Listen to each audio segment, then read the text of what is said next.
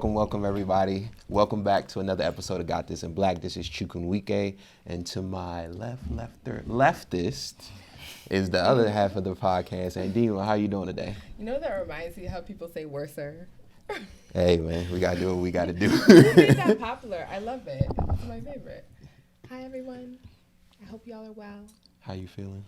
Good? I'm feeling good. I said this last episode, but I had another really great week. Okay. And weekend. And I just want to keep that same energy for the rest of the year. Let's pray on it that it stays that way. Heading to 2024 on a nice little wave. That's good. I'm doing well as well. And as you see, guys, we got two special guests on this episode of Got This in Black. So I'm going to have you guys introduce yourselves and let the people know what you do. All right, cool. My name is Cheick Gay. I'm a designer, freelance designer. I do graphic design, and I'm a clothes designer as well. My name is Akinwale Akinbi, but you can call me Wale for short. I make clothes.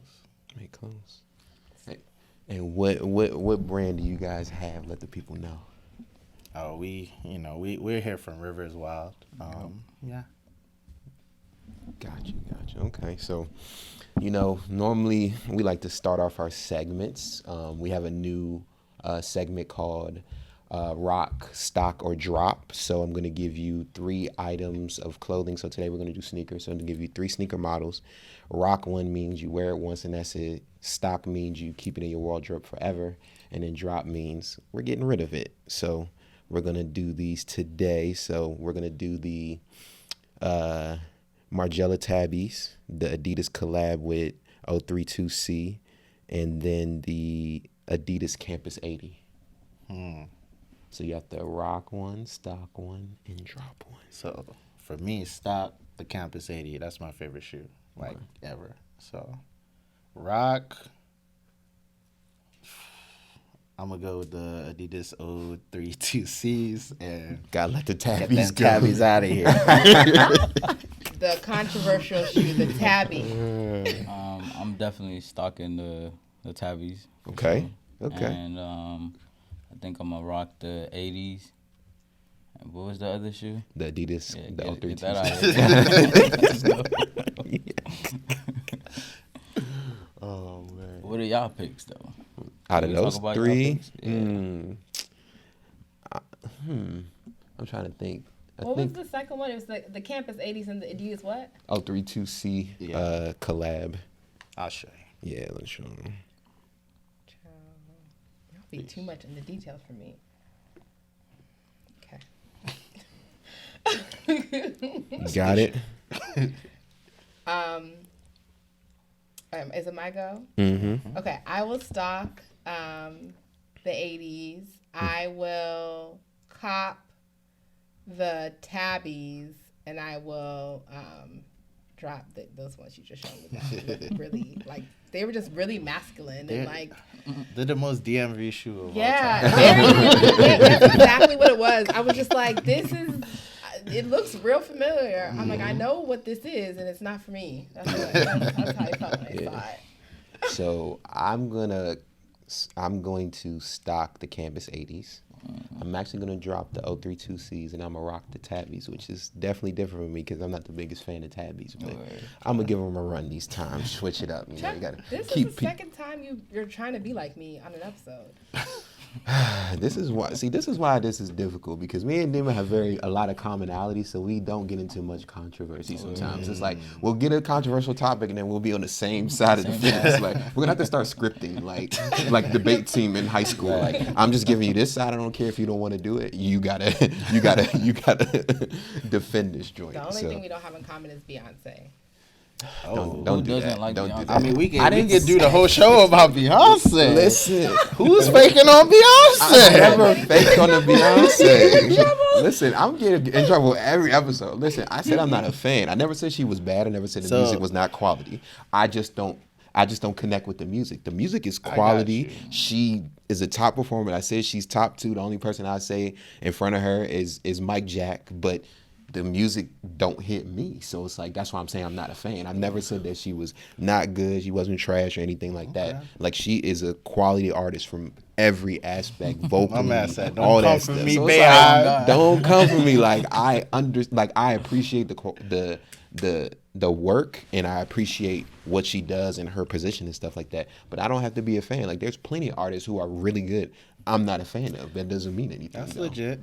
I just feel like as a Nigerian, you gotta love the work ethic. Like, that's fundamentally like you know, watching was the Homecoming doc.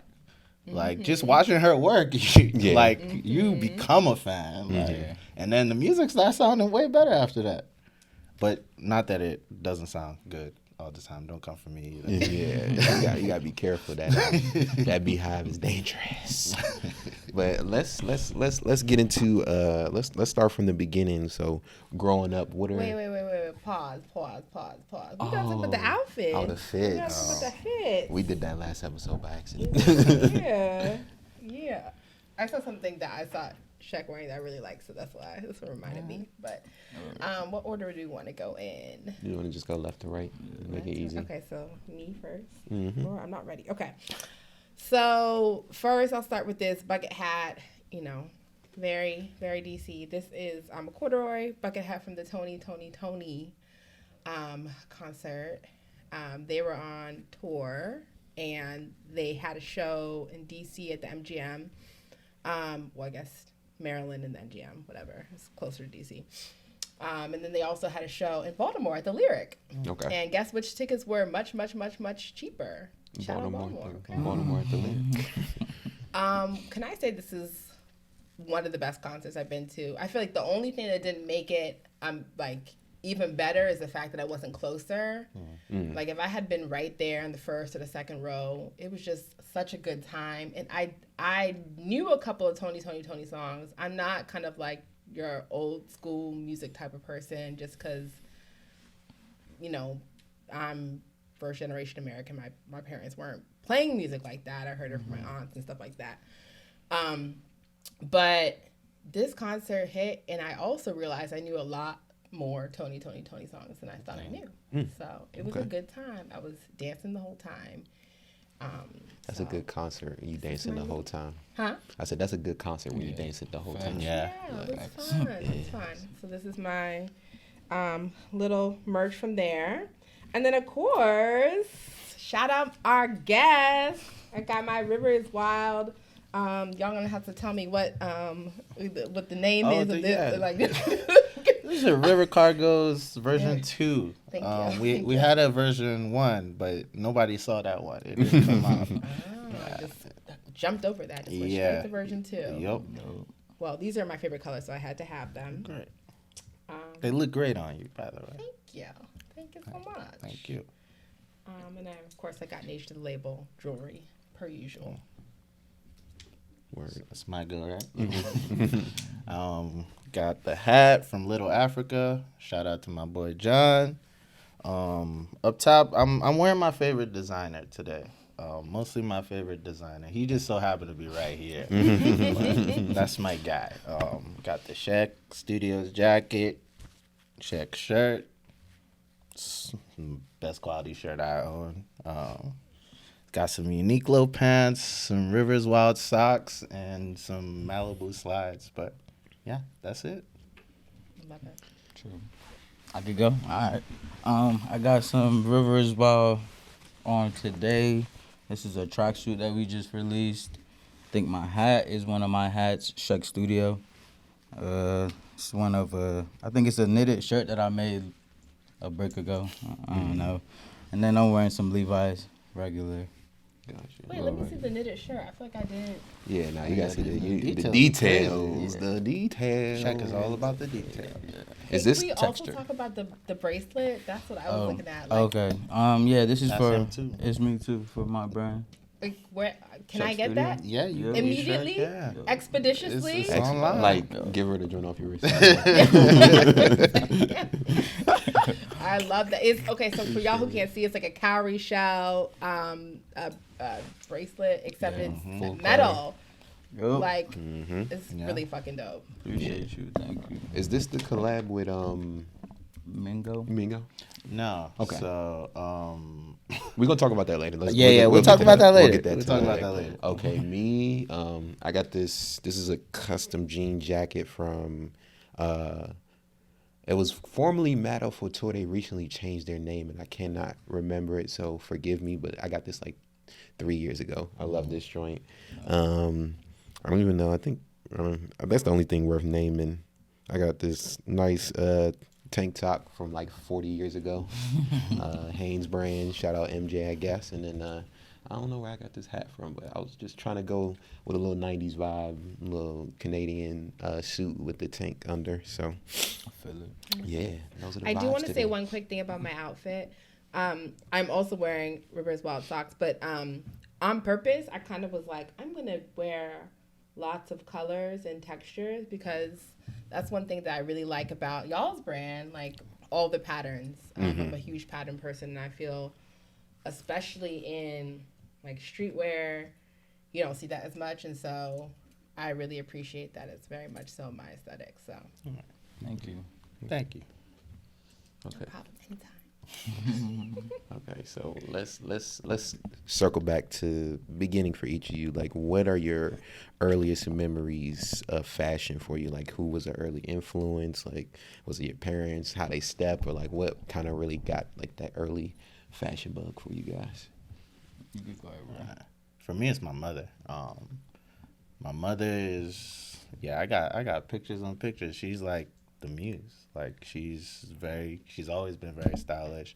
And growing up, she also owned a couple boutiques in Nigeria. Okay. Well, she owned boutiques at different times in Nigeria, and we would leave school and have to go help her close up shop. So I've always kind of been around it, and just the retail aspect to just selling and watching people sell. So yeah, that's a big part of my upbringing. Yeah, I think mine, I would say, similar to Wale's, is my grandmother, seeing her get ready for the mosque. On Fridays usually is when people go to the mosque. Or on holidays when I would see everybody in that. But I think just her getting dressed and putting a lot of care and detail into what she was putting on before she stepped out kind of was where I started understanding how I think, or the things you put on. I was gonna say fashion, but it's just whatever you put on can bring you confidence in a sense. So, yeah. That's so interesting that for both of you, it's the matriarch. Just thinking about the fact that, you know, women's fashion doesn't necessarily, like, it's not a direct translation into men's fashion, but still your mother, grandmother are the ones who kind of inspired you to, you know, think about fashion, think about the way that you put together an outfit. Yeah. It's also a lot more fun, right? Like, it's a lot more freedom in women's fashion. Right. You know, men don't want to, in the box. Like, men don't want to try. Like, this is the department store. This is how big the men's section is. Like, you see, we be trying to sell people crop jackets, and they be faking. Like, it's just a lot of constraints with men's fashion. So women's fashion You need to complain. The crop jacket? no, the crop jackets be going crazy. Yeah. I was also going to say, like, with the moms, too, you got to think about if your mom's like a stepper, normally your mom is the one dressing the child. So those principles are going to be passed down to the child. Yeah. And it's funny because when you said the moms, I thought about online. I think there was this like running joke. They were saying like Eid Mubarak is like the Met Gala. Like, they were showing the pictures. They was stepping for Eid. Oh my gosh, the fits was crazy. Can you DM me some of those? I have to find it, but it was a running joke on Twitter that Eid was like the Met Gala. So that's pretty dope. So okay, the matriarchs were the initial catalyst for fashion, and then like, were you guys designing when you were younger?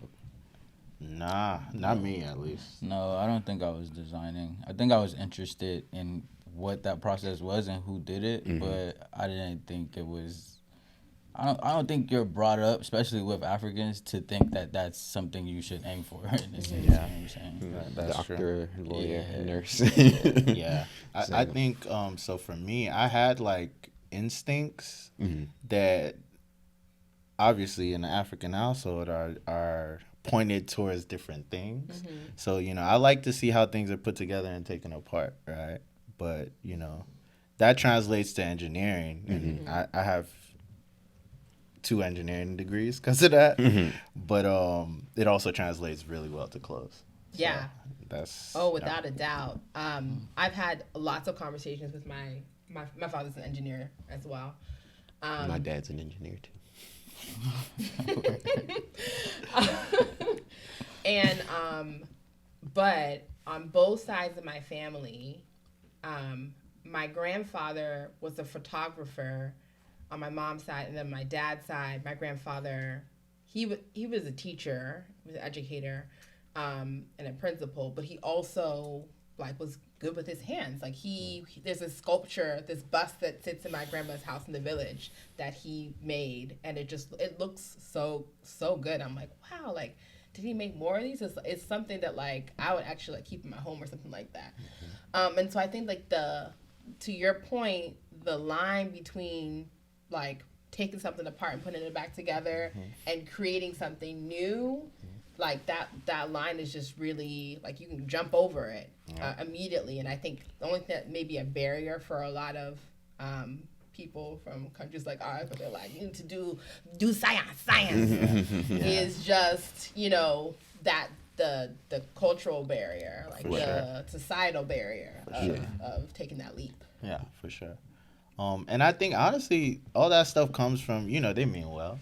Like our folks mean well. They just want you to have a good life. Yeah. Facts. Yeah. They don't want Facts. you to struggle. Yeah. And they're picking things that they know tried and tested, you know, like for you kind of. But I would, you know, I'd be remiss if I didn't mention that my folks have always been very supportive of whatever I did. That's dope. I mean, granted, I had to get those engineering degrees first. But, you got. But you know, after that, it was like, you can't tell me nothing, man. Like, and now, I don't use those degrees.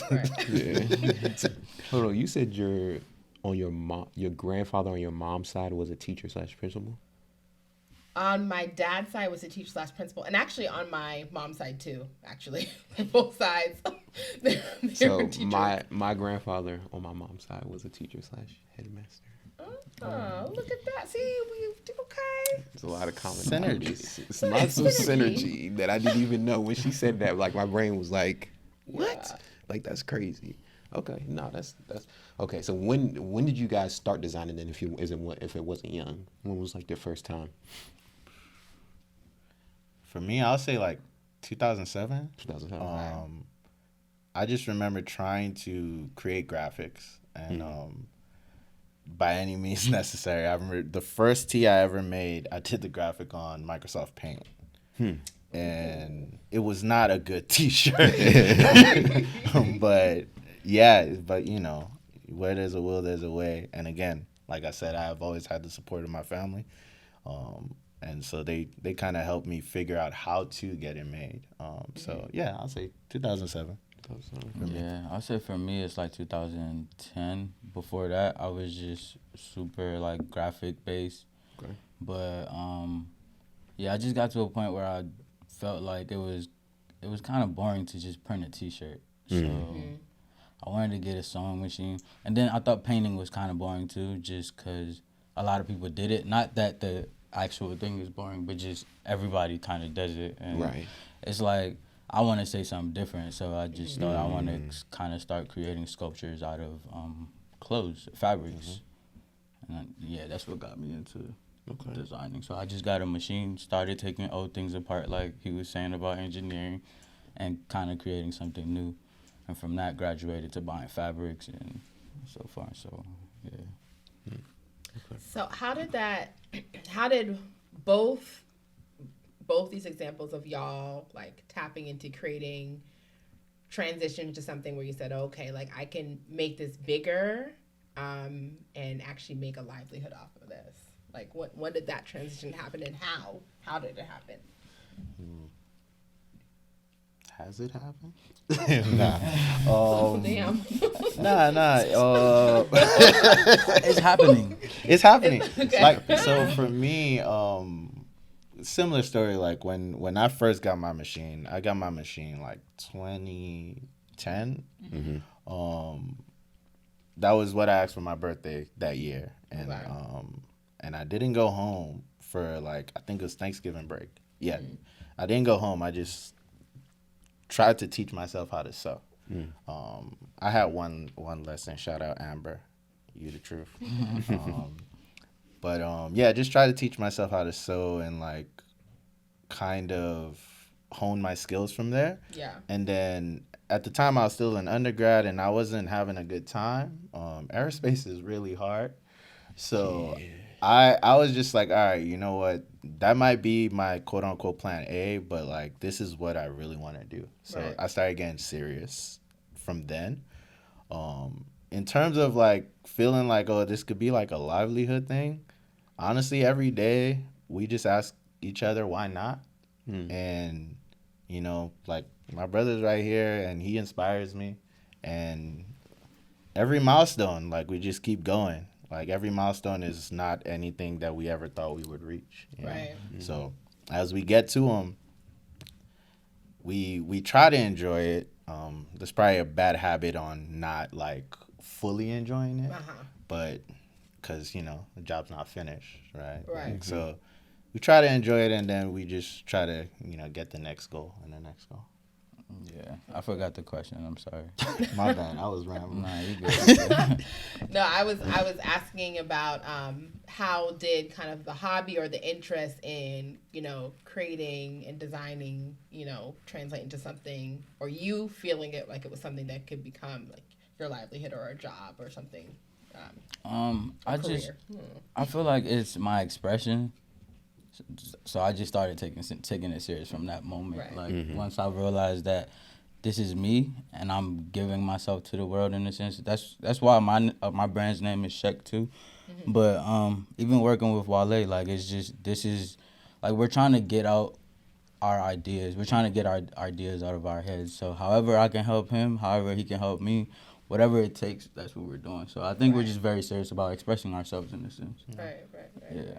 Gotcha.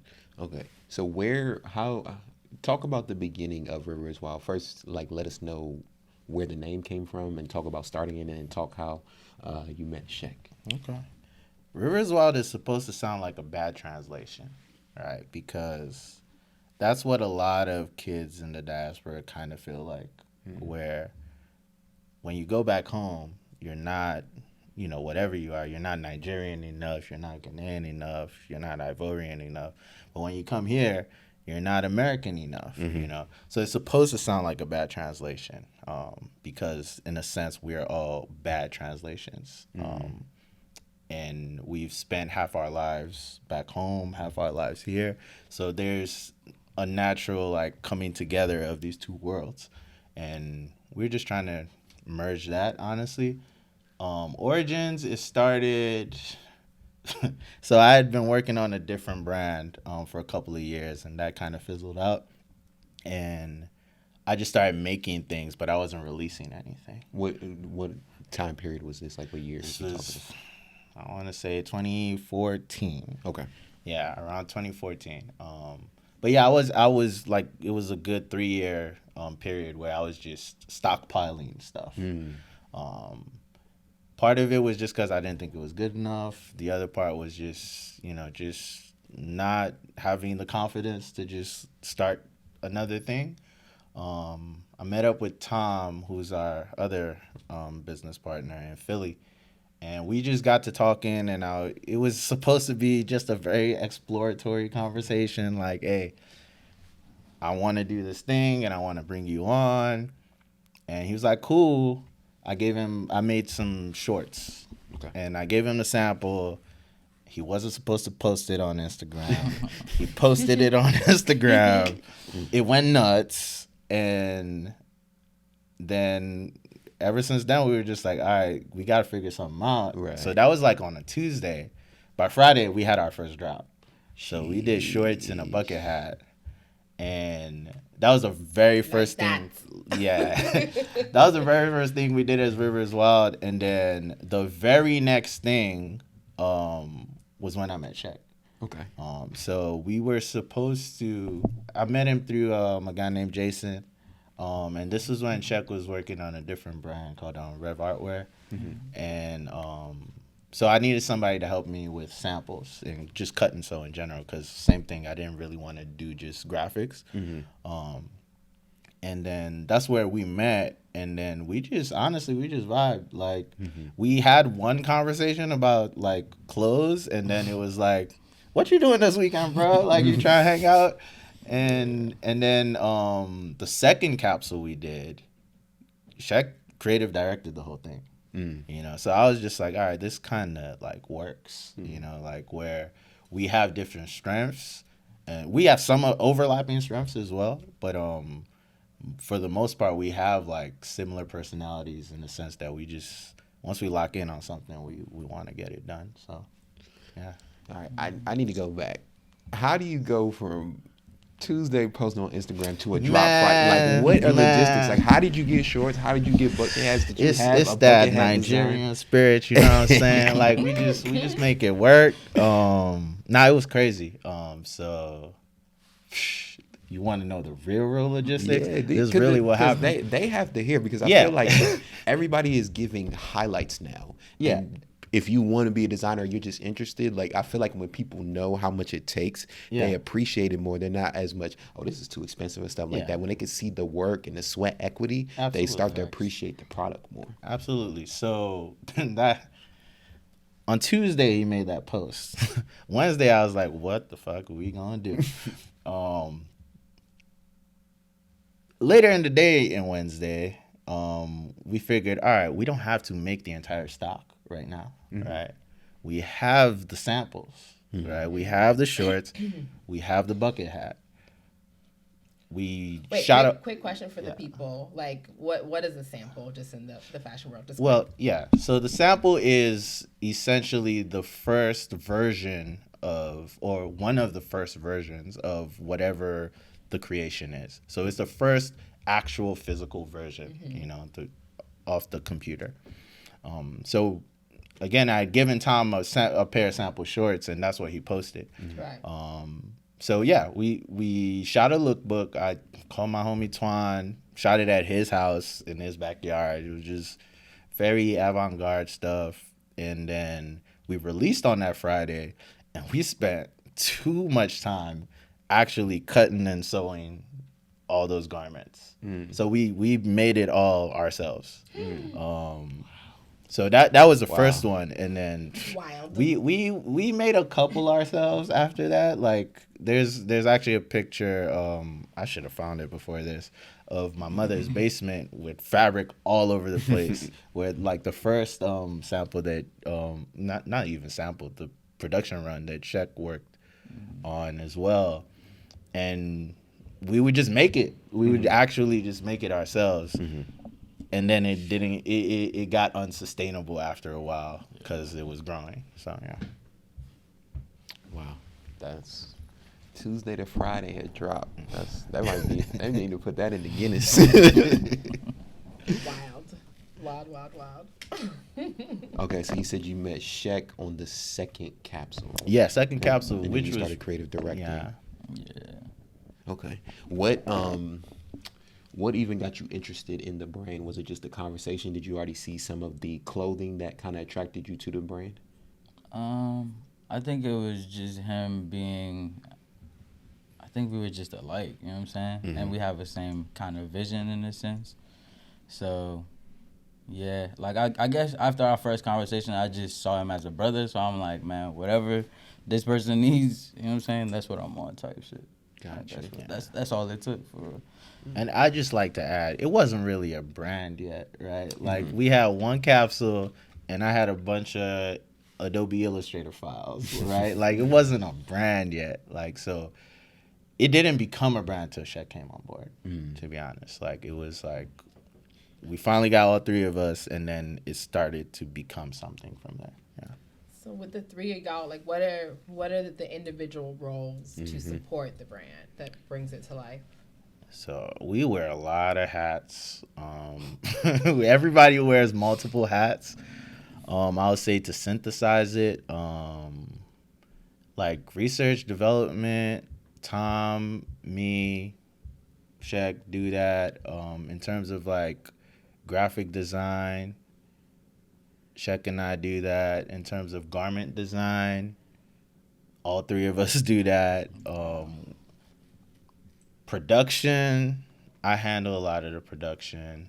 When you say production of the manufacturing, manufacturing, manufacturing, talking to the factories, getting the tech packs together. So tech packs, do you want me to explain the tech packs? Yeah, people need to know. Yeah, go through All right, it. so the tech packs are basically the document that the universal language that most manufacturers speak, right? So it's a document where you lay out every single detail on the garment. Yeah. Like, you know, I want This the logo thread. 4 inches. Yeah. All of that. All of that is in there, and then you send that to your manufacturers, and they can usually make what you want from that. Right. So tech packing, product shots and all of that, we all like wear those hats. Creative directing and styling of the shoots. Usually by then I'm tired. So Cheick and Tom usually like get all of that together and like make sure it comes out, make sure it looks good, make sure it's like, well, you know, representing the vision that we want. And then like, you know, sales, marketing, all of that. Tom handles a lot of that. So it's a group effort. Yeah. And, I was gonna say Yeah. whole group effort. I feel you, Chuck and I. It's a group effort. Listen, the way I be doing stuff, I don't know what I be doing, but we just have to get it done. Like it has to get done. Get Yup. it done. And it's like you look over and your partner doing something like, well, I guess I got to do it. Like it is what it is. Everybody trying to pull their weight and just, man, you got a vision and you like, let's just do whatever we got to do to get it done. So you said something earlier, and I think I want you to elaborate on it. You said that it wasn't a brand until Cheick came. So kind of explain what you feel like the difference is between what you started out with and then when Cheick and Tom were along and it became a brand. Like, what would you say were the big differences? Yeah, so I didn't think there was a story early on. Early on, the name was there, but that was it. I didn't think we really refined what we had to say, because all that was gonna happen was me drawing from like my childhood and like my experiences.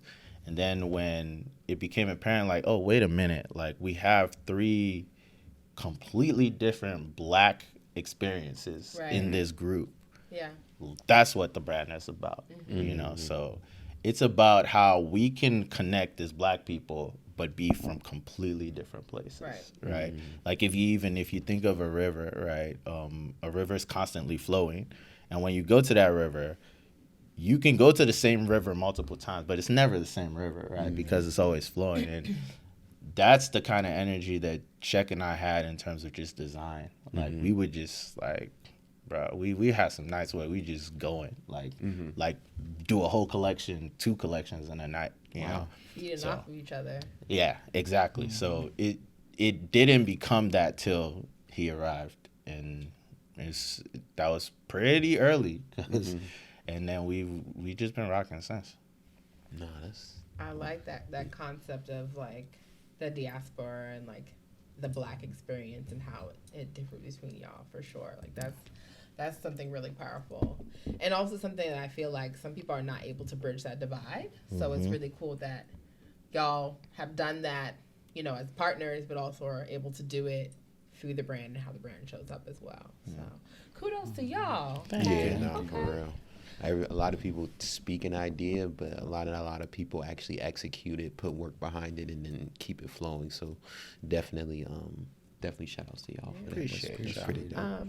Chuck, you want to get into some trends? Some trends, okay. Yeah. What's going on in the world? So what's going on in the world? It happened more recently, not like super recent, but you know, we had a reemergence of a Black brand that kind of like, they were quiet for a while. They went in their Travis Scott quiet period after the whole his whole concert joint. But Pierre Moss most recently came back out. They had a collab with Canada Goose, and I'm sure the fashion world had a lot to say because the way he kind of went into that quiet period was very controversial. There was a lot going on. So I kind of just want to hear your thoughts on like the whole Pierre Moss situation, like him coming back. Like, how do you feel about him coming back? Do you think that, you know, he went about it the right way? Should he have given a statement, or is it just like he just came with the clothes and he's letting them speak? So kind of like talk about your feelings about the whole this recent the reemergence. You don't want to go first? Okay. I have a lot of sympathy for him, honestly. Just because I know how hard it is to do what we all try to do every day. Granted, I understand like people are rubbed the wrong way with just the way he approached a lot of conversations, or didn't approach a lot of conversations at all. Also, just, you know, the reports of him like not paying people or like treating people badly and stuff. Obviously, you gotta take care of your people.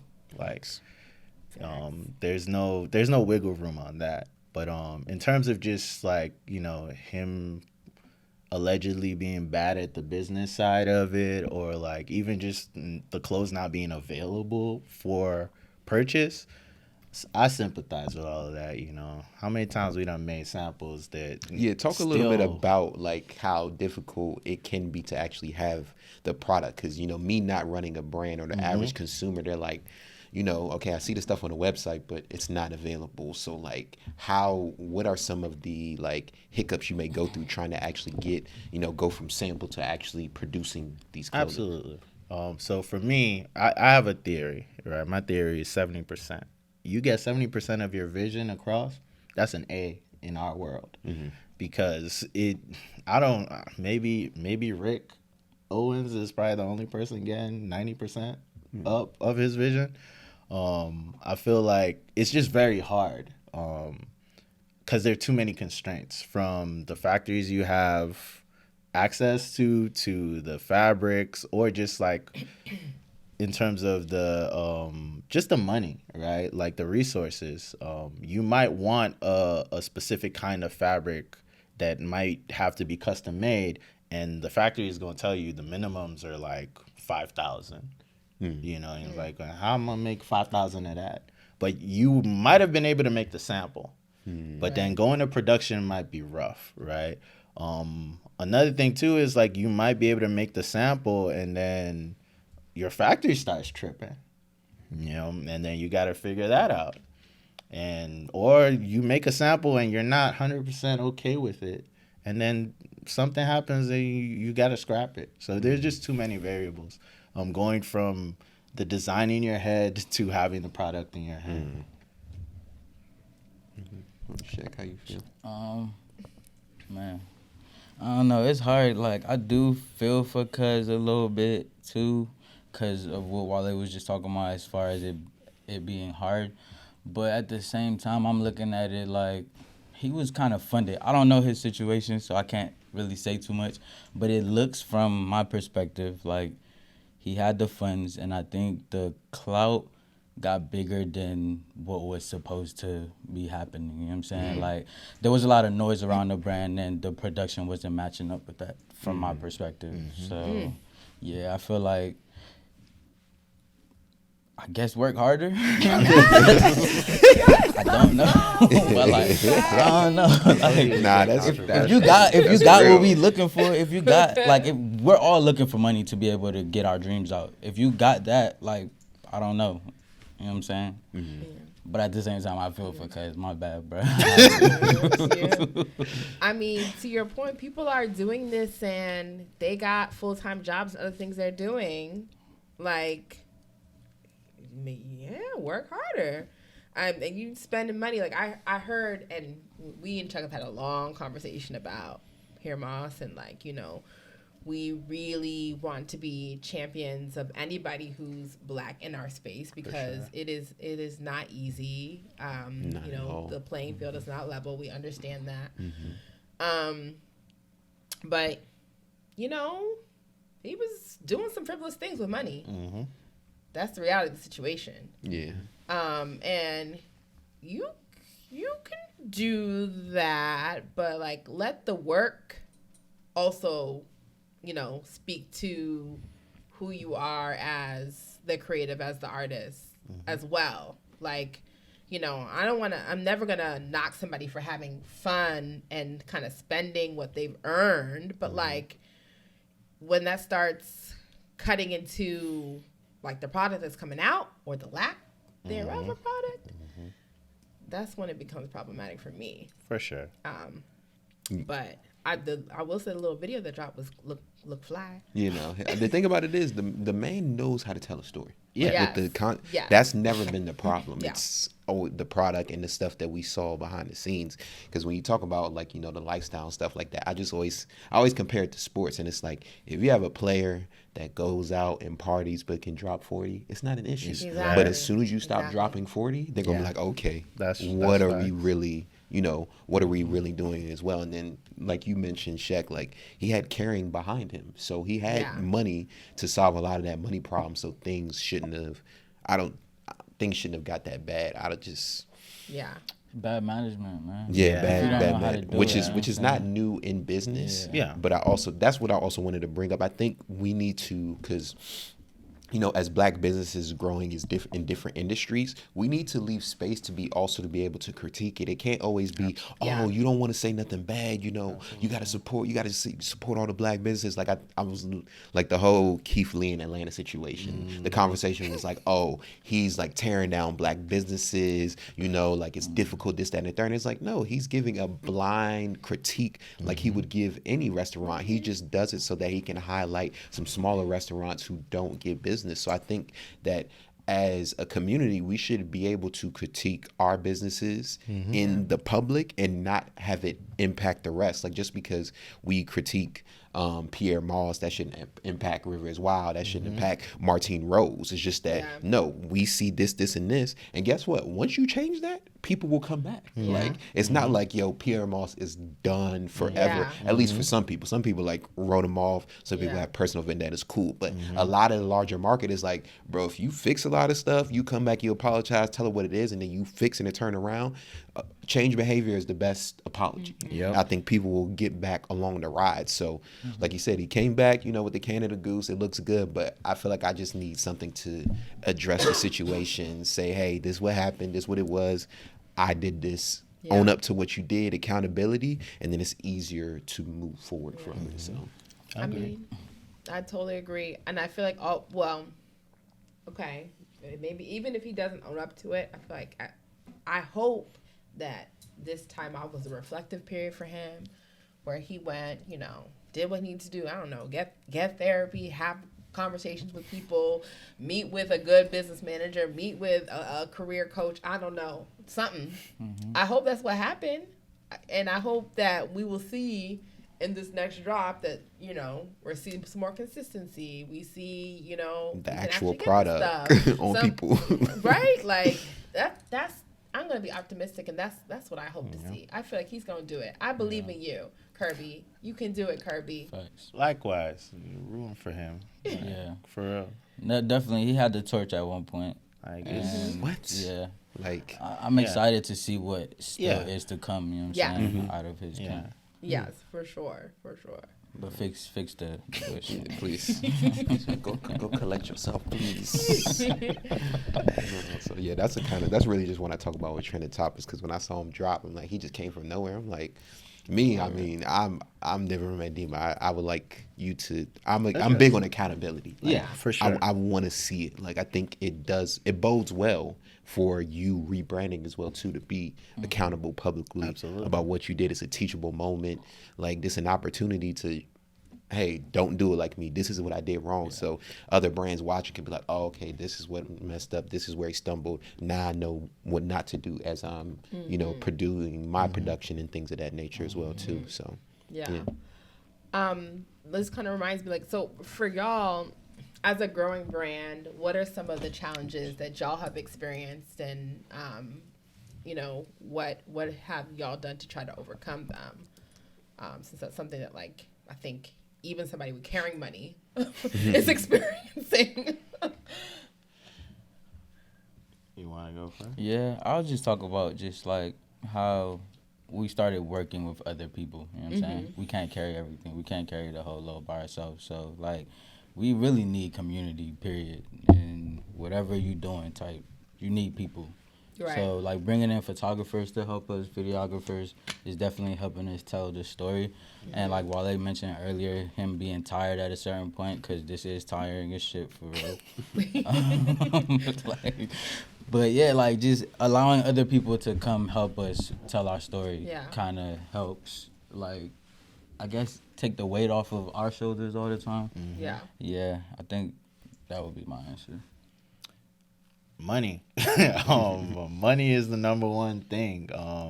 It's the number one resource in this game. It's like it's one of those fields where you actually have to have something to make something. Like, you know, like I can start rapping right now. I'm not gonna do it, but I can start rapping and like I could go viral and something could happen, right? Yeah. Clothes, you gotta go make that joint. Yeah. You know, and a lot of times it just costs money. Yeah. That's it. And yeah, like I definitely echo what Cheick is saying, because for the longest we were doing every single thing ourselves, and it didn't allow us to grow. Yeah. Because you know, when you're so bogged down by the day to day, you can't think about growth. You can't think about the future.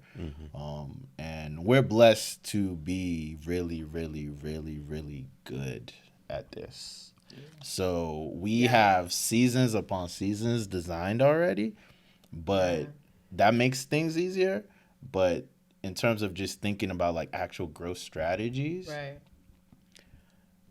we had to start outsourcing a lot of it, you know, so that way we can focus on like, okay, what does this brand actually look like, or what stories are we trying to tell for the next 5 to 6, 10 years? You know? I'm curious, we talked about this kind of earlier, not on this podcast, but outside of this, about partnerships and like how people view y'all as a brand. Would you say that, like,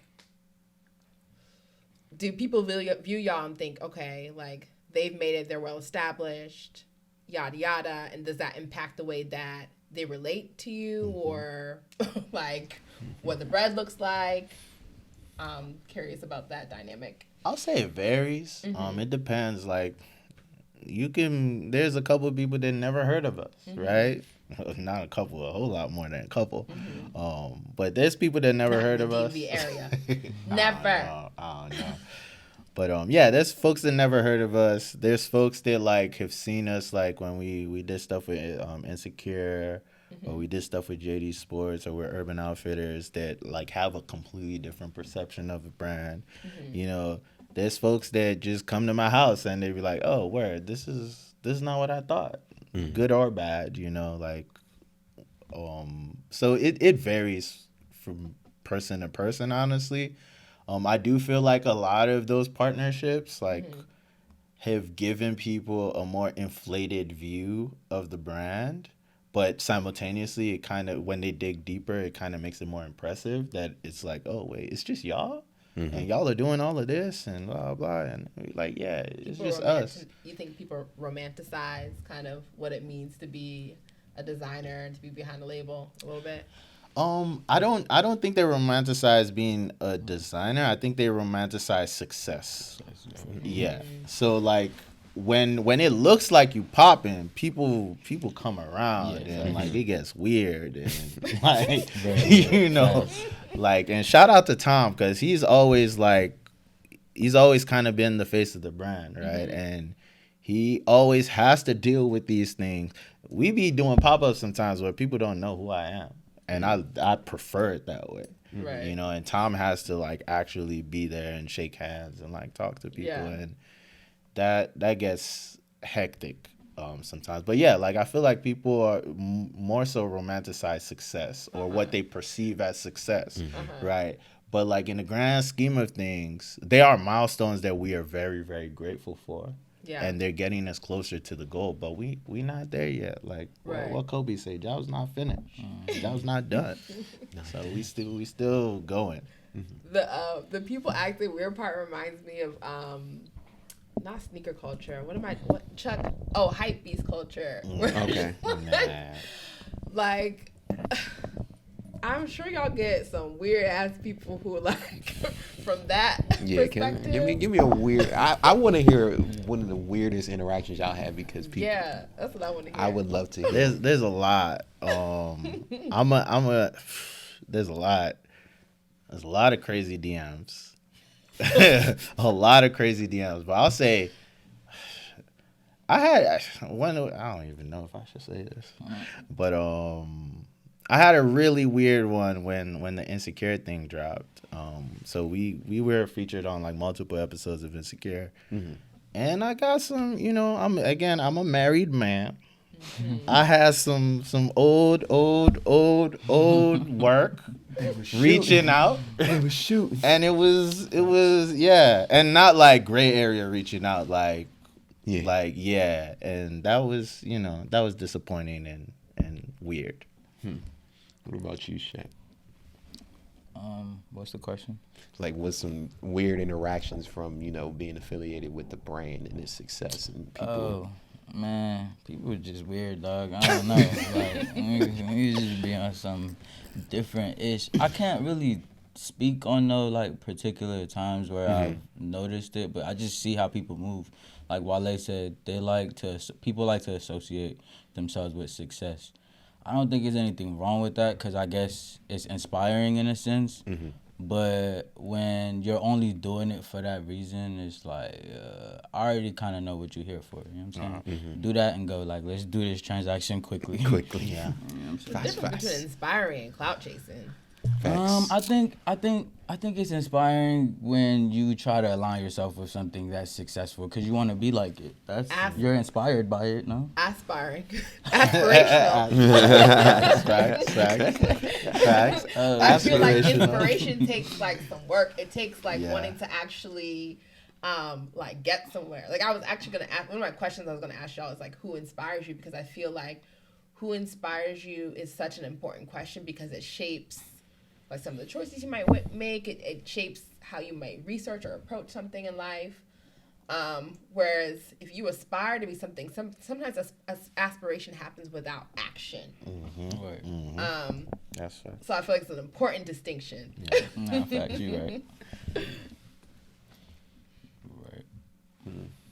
So who does inspire y'all? That's actually my question. Oh, I mean, moms.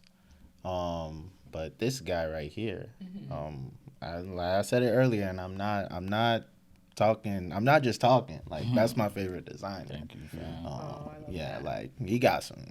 I seen some shit. He got some shit. Like this is coming. But yeah, man. Like that's my brother. Like this Nigerian thing. Like, you just feel like, you walk into anywhere and you can take over. You can figure it out, right? And I walked in the room and Cheick in the room, and, like, I'm like, oh, he not Nigerian, but he got some shit, too. Like, let's go. And it makes me want to be better. Right. Perfect example, when we first met each other, I used to work with a lot of colors. And I used to kind of over-design, honestly. And his stuff was, like, very clean, very streamlined silhouettes, and, like, the details, right? As time has progressed, I realized that, like, I'm able to make cleaner things. Right. And, like, just smoother silhouettes. And I've seen his work get more colorful. Oh, so, interesting. yeah, so, like, we just kind of vibe off of each other, and it's, like, it's a triumph when somebody comes up with something like really dope, and it's this is like a buddy cop like situation. Like that's my guy. Like we just feed off of each other and we just keep it moving. Yeah. What about you, Cheick? Like who like, because where do you get inspiration from? I would say the love I have in my life. So everybody that loves me inspires me. Yeah. It's really interesting that y'all your answer isn't, well, yours was a designer, but there's not like a designer or a stylist or anything in like there's so much in the world of art. You know what it is, because I feel like I am part of that. Like I'm adding to it. Yeah. Not necessarily. Yeah, you're like I'm on the level. Yeah. Facts. They can't do nothing we can't do. Right. They just got more bread. Like, I like that energy. if you got some bread, like come on through. come to death row. Yeah. Nah. So what would you say, because I know you mentioned it being on Insecure, what would you say are some of the other big like accomplishments for the brand? Yeah, Insecure is definitely one. Urban Outfitters. What did you guys do with Urban Outfitters? We've done a couple things with Urban Outfitters. So the most recent, we did a capsule collection for them. Okay. That was based off of our love for table tennis. I feel like table tennis is like the unofficial other sport of Africa that like people, if Never you know, heard you this know, take like before. you know. I've never heard this take. Never heard But I'm this here take for it. I'm here for I'm it. saying We do like have a table tennis. it's Yo, right off-camera there, play. right there. But yeah, like soccer is obvious, Yeah. but like table tennis, man, like growing up, like I played too many games, and it was like your entire honor of your family was staked on that game, you know. So, but yeah, we did a collection just kind of based on that, with them. That was the last thing we did, and then we've done a couple other like just small capsules for them, through time. The Brooklyn Museum thing too. Yep, Brooklyn Oh, Museum. really? What'd you guys do Yeah. with Brooklyn It Museum? was through Urban. Yeah. With like a collaboration with Okay. Urban. Okay. They have like an Africa exhibit right now. It's like Yeah, African fashion. I went to that fashion joint. It was exhibit. cool. Which I hope it's not closed. It stopped. It's done. It's done. I wanted to go to that joint when I went to Fashion Week. I just didn't have enough time to escape to that nah, joint. that joint Y'all, was I've been cool. busy. That's my excuse. Yeah. Okay. Urban Outfitters, Insecure. That's pretty dope. But honestly, for me, like those moments hit. Yeah. Those moments definitely hit. But I think the first moments, like there are two moments that I always cherish. One was like the first $1,000 we ever made.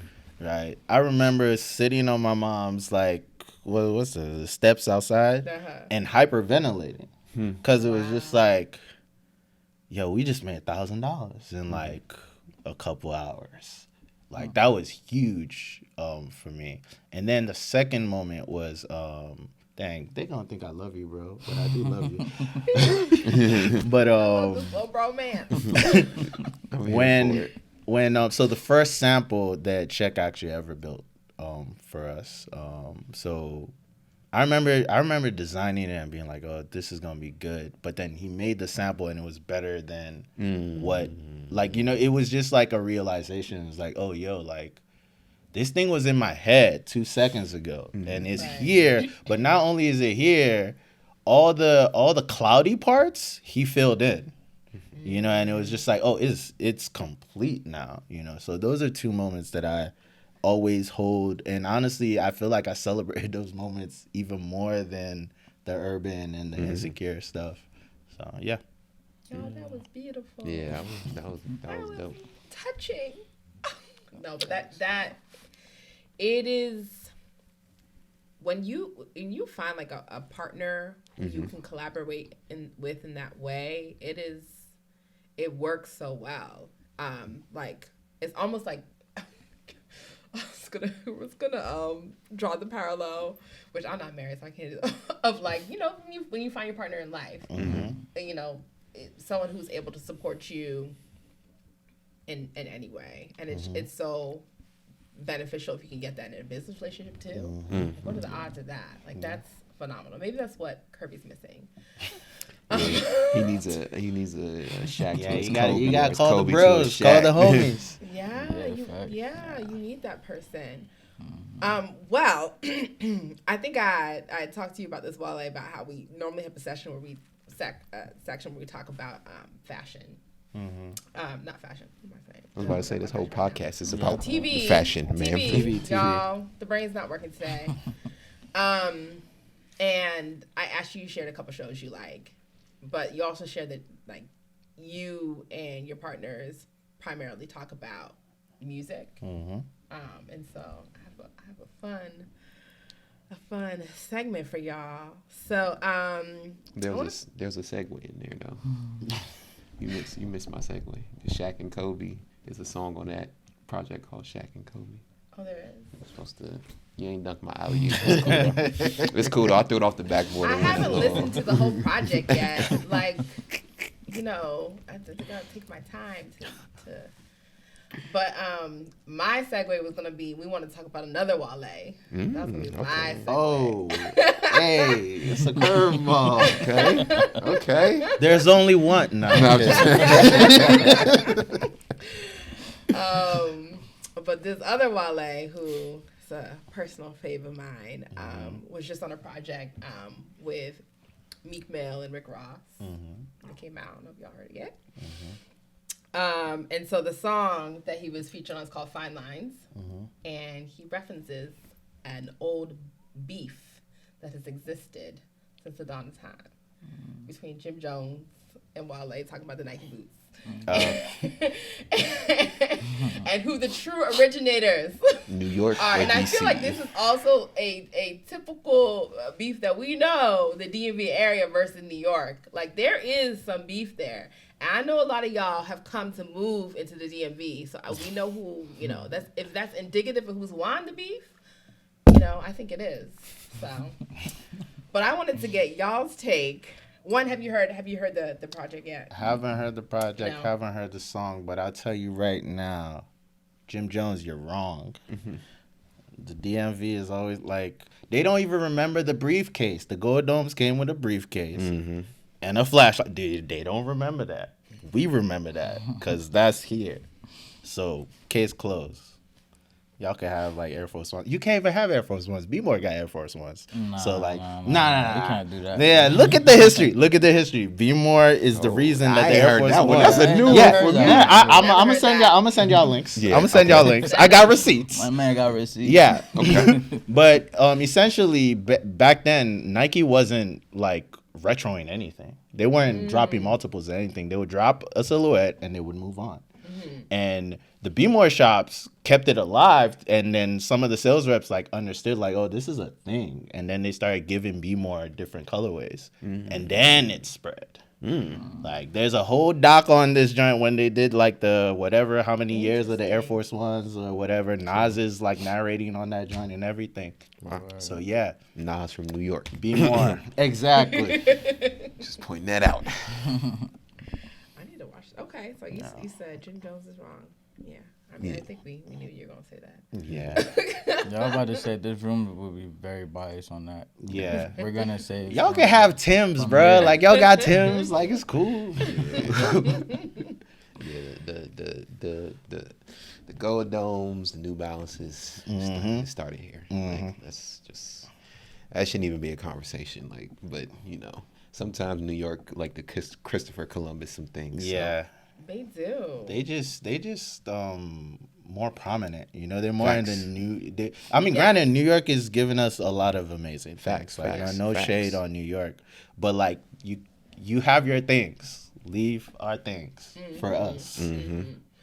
But I also feel like we got in trouble for this in like one episode. But like, honestly, we were just making a point about streetwear and fashion, but we were talking about women in streetwear and how when you think about women in streetwear, you tend to think about certain artists and musicians first. And so you think about like a Lil' Kim, you think about, you know, just what that style looked like that just felt very New York with what women were wearing. But I think in true honesty, I think our brains naturally go there because of hip hop in New York and like what that, like the fact that hip hop was born in New York. But there were waves of hip hop in different parts of the country, and what that looked like visually when it comes to the fashions of what folks were wearing was just very distinct. It had its own style. And so I feel like each of these areas has their own thing, and let's just be okay with them having their own thing, and then y'all can borrow it, but just say you borrowed it. That's it. Why we gotta...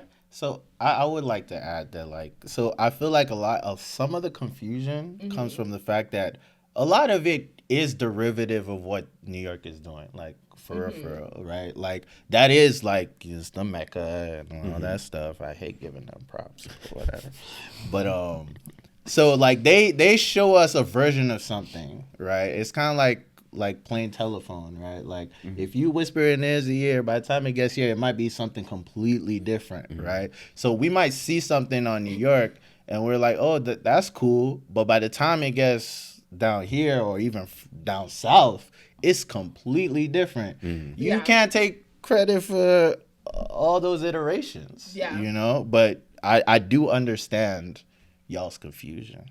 But yeah, we good. So I know you guys recently you did a collab with another brand in the area, Mingo by Domingo. So talk a little bit about how you guys connected on this collaboration.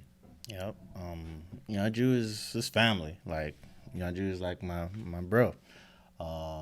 We've been doing a collab collection like every year. We try to put it around October 1st. Okay. With Nigerian independence. Okay. But more so as an expression of like Nigerian independence, like creative independence. Okay. Like that. So thank you. So we stopped doing it on October 1st because there's too much going on October 1st. But we gonna always do it in October. But we essentially honestly we've had these designs for years now. Really? Yeah. So everything y'all see, we've had for the most part. Most of it we've had designs for years and years and years. But this was actually the first version. Okay. And then we were supposed to drop it like 2 years ago. It didn't happen. Long story short, it just kind of felt right to debut the tracksuits with a collaboration. And it just felt really right to like do it in that space, you know. So do it with my brother Ju, and it was fun. It was good. Tracksuits are fire. People love them. We'll restock at some point. No promises. It depends on the manufacturers, but yeah, definitely one of my favorite things that we did this year. Gotcha. And so when you did the collaboration, like, because, you know, when you get with other people creatively, like, there's certain things that you see, like, oh, they do it this way or they do it that way. So are there some things nuggets that you saw, like, oh, this is interesting, or things that you, like, picked up when you guys were collaborating? Absolutely. So Ju's younger than me, right? Like, by a lot. By a decent amount. So it's just interesting to see, like, the way his mind works and the way he, like, moves through things. I'm very engineering based in terms of just, you know, everything got to look clean. I like spreadsheets, you know, all of that. He not that way. Juvie flowing, you know. So that was interesting, and even just like the experience of the shoot. So we were both there to kind of creative direct the shoot, and he focused more on the photos, and I focused more on the videography that we were doing. But yeah, just to see everybody's flow and to see that it's possible to do essentially the same thing from different approaches. So yeah. Okay.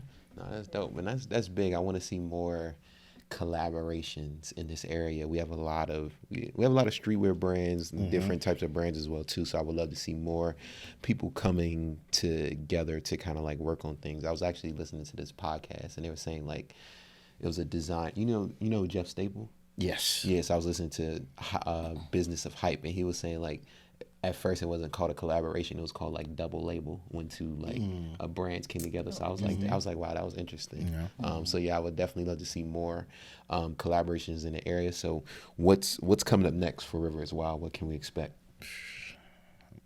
More crazy ass shit.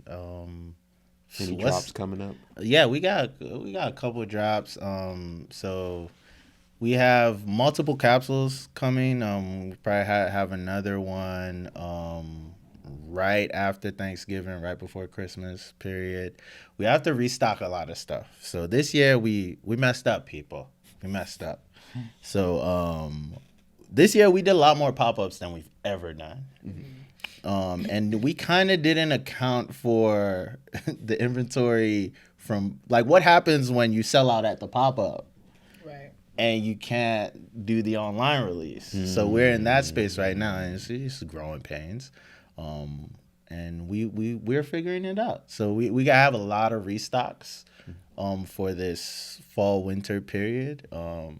But we're also honestly we're also in a very transitional phase right now where we're trying to get to the next level. We feel like whatever level we are at currently, we've kind of mastered it, and it's time to like just level up a little bit. Right. So level up in terms of the fabric choices, our silhouettes. We feel like initially it was more about patterns and just kind of the collage of colors and imagery. Moving forward, it's going to be more about silhouettes and fabrics for us. So we're really excited about exploring that. Should I talk about the blank? Yeah, all right, cool. So Cheick said I could talk about it. So exclusive. Yes, GTIB exclusive.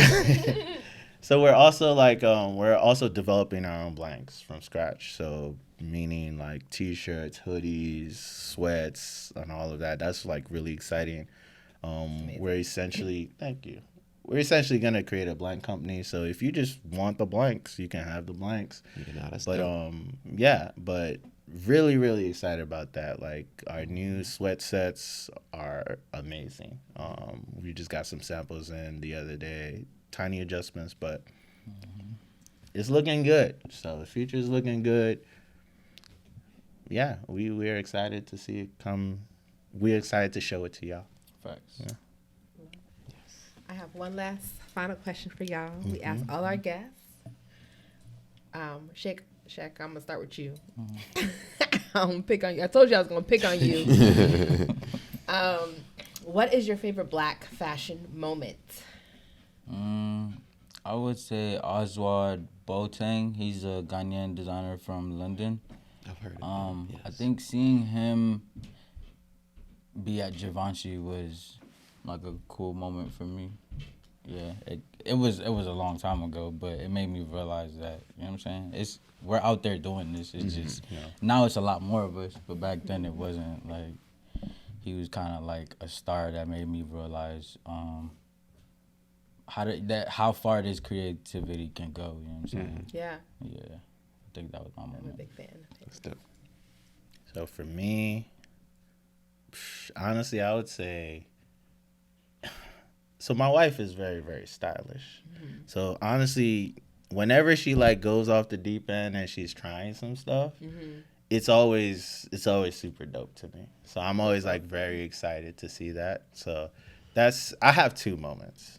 So that's my one like everyday moment that I get pretty much every day and shout out to my wife too. She deals with me. She deals with so like when we design, we will have like 50 iterations of the exact same thing, right?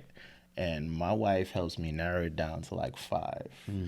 She got more screenshots of designs than anybody. And yeah, she's also a very integral part of the whole thing.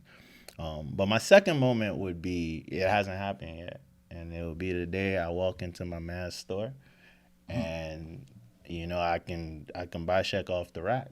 Like, that's the moment I'm waiting existence. for. Inshallah. Yeah.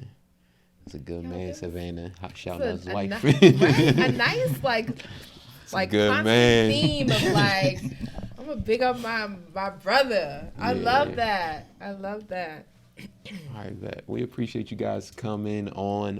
Let the people know where they can find you on social media, website, all that good stuff. Yep. Rivers Wild, riverswild.com, at Rivers Wild on Twitter, Instagram, TikTok.